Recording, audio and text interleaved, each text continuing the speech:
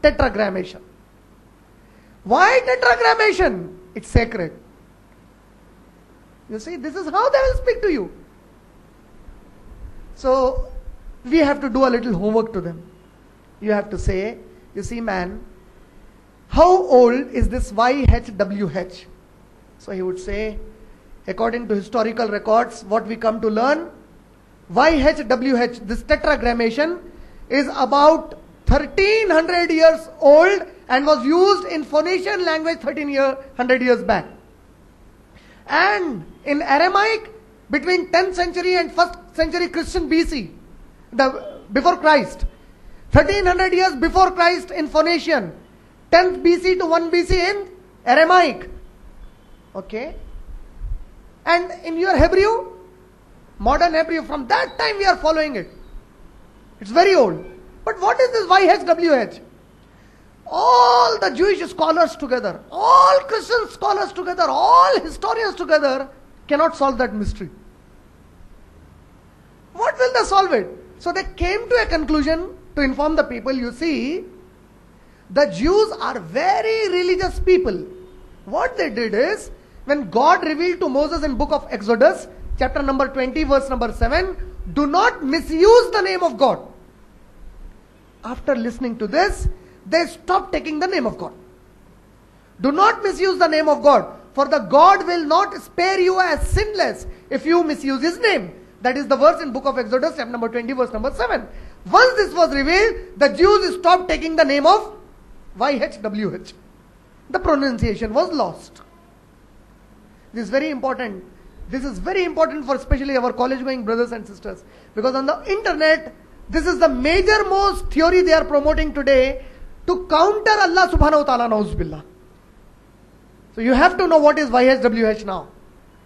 So they say YHWH later, when the Septuagint Bible was from Hebrew translated to Greek. What is this Septuagint Bible? This Septuagint Bible is a Hebrew word which means Septua, means 70. Septuagint Bible, a Bible translated by about 72 Jewish scholars in the 3rd Christian era for Ptolemy II Philadelphus. He commanded to translate Hebrew Bible to Greek. Reason? After the Exodus, meaning after the Jewish diaspora. Now you need to understand these terminologies. According to them, God punished the Jews. According to the Bible, God punished the Jews. And an exodus took place. Exodus, they were kicked out of their land. And diaspora, they were dispersed in the land. And majority of the Jews settled in the Hellenistic world, meaning a world belonging to the Greeks.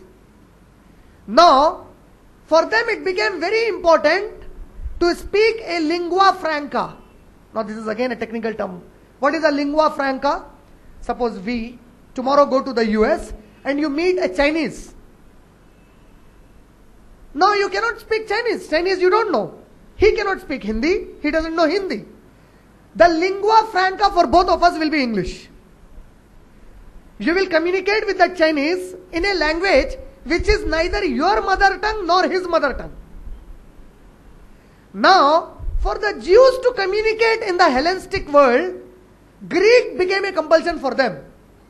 When they started reading Greek, studying Greek, talking Greek, the scripture they wanted in Greek. So 72 Jewish scholars, they translated the Hebrew Bible into Greek. And according to the Jewish Encyclopedia, the term YHWH occurs in the Jewish Bible for about 6,853 times. YHWH. When these people translated it into Greek, they substituted YHWH with Adonai. What is Adonai? Adonai is another Hebrew word which means our Lord. Now if you read the English translation, you will find in the Old Testament L-O-R-D written in capital. All 4 letters are in capital. When they occur in capital, you should understand that this is a substitution for YHWH. And when the YHWH is not referred, for God. For example, in the Quran, Allah is referred as Allah by name. The word Allah occurs for Allah subhanahu wa ta'ala. He is referred as Ar-Rahman also. Now when they were translating from Hebrew to Greek, wherever YHWH came, they put it as Adonai. And wherever, apart from Adonai, apart from YHWH, if God is referred as God, they put it as Elohim, with only L as capital and O-R-D. YHWH has been put as capital L-O-R-D or Elohim. What is Elohim? God. But if you come across L-O-R-D, Adonai, it means it is YHWH. Now, what does this YHWH mean?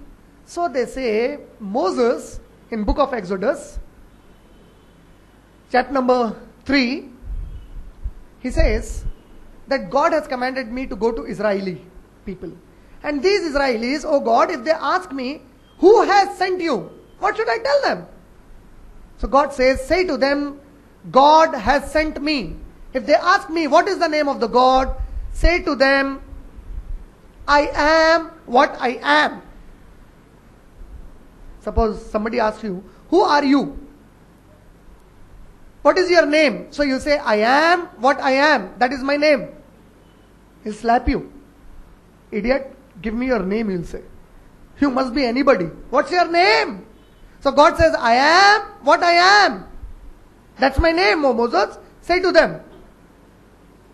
So that I am is YHWH. Got the point? This is how it came. So these fellows, YHWH, what happened? Became a very big confusion.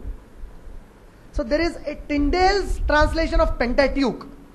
If you read the Bible, see, this is a very complicated subject although, but something at least if you recollect to your mind when you are speaking, it will be important. According to the Tyndale's translation of the Pentateuch. Now what is Pentateuch? Pentateuch, according to both Jews and the Christians, are the first 5 books of any Bible of the world. Genesis, Exodus, Leviticus, Numbers and Deuteronomy. They say these 5 books are the Torah of Musa alayhi salam.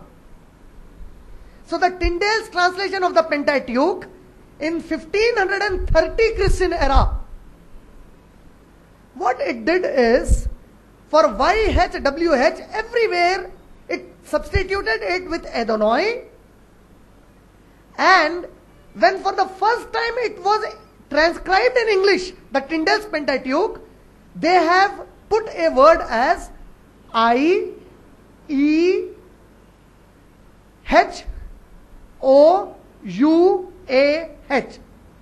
I-E-H-O-U-A-H. Now YHWH has become I-E-H-O-U-A-H. Again very confusing, huh? Now what is this I? So in the previous, according to Americana Encyclopedia, it says alphabet I in that time, in the 16th century, was not read as I, but it was read as Y. It was not read as I, it was read as Y. So now the spelling I-E-H-O-U-A-H, and U, Americana Encyclopedia, it says, was read as V. I was read as Y, U was read as V. Now the word becomes Yehovah. First time it became Yehovah now. YHWH has become Yehovah.